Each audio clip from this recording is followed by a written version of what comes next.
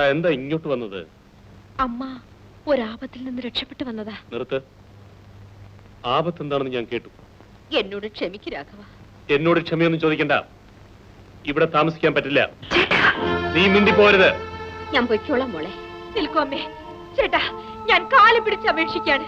അമ്മയ്ക്ക് വേറെ ആരുമില്ല. അമ്മ കൂടി ഇവിടെ നിൽക്കട്ടെ. ഇവിടെ താമസിക്കാനോ? ഞാൻ 4 ആണുങ്ങളുടെ കൂടെ ജോലിയിൽ ജീവിക്കുന്നവനാണ്. എനിക്ക് അവരുടെ മുൻപിൽ തലകുനിക്കാനാവില്ല. ചേട്ടാ, ഇവരുടെ പെറ്റമ്മയാണ്. ഏതമ്മയാലും ശരി, ഞാൻ ജോലി കഴിഞ്ഞ് തിരിച്ചു വരുമ്പോൾ ഇവിടെ കണ്ടുപോകരുത്.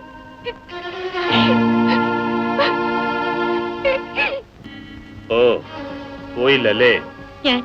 ഞാൻ പോണ്ടെന്ന് പറഞ്ഞതുകൊണ്ടാ അമ്മ നിന്നത്. നീ എന്തിനാ ഇവിടെ വന്നത്? നീ ഇപ്പൊ സ്വർഗത്തിൽ നൂലിറങ്ങിയൊന്നു പോലെയാണല്ലോ ചോദിക്കുന്നത്. എന്തിനാ വന്നെന്നാ ചോദിച്ചത്? എനിക്ക് ഇവരുമായി ചില ഏർപ്പാടുകളൊക്കെ ഉണ്ട്. പുതിയതായി ബിസിനസ് ഇവിടെ തുടങ്ങിക്കളയുമെന്നായിരിക്കും. ഇറങ്ങടാ വെളിയിൽ.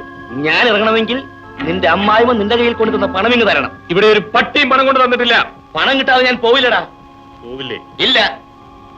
എന്നോ പിടിച്ചോളാം. അയ്യോ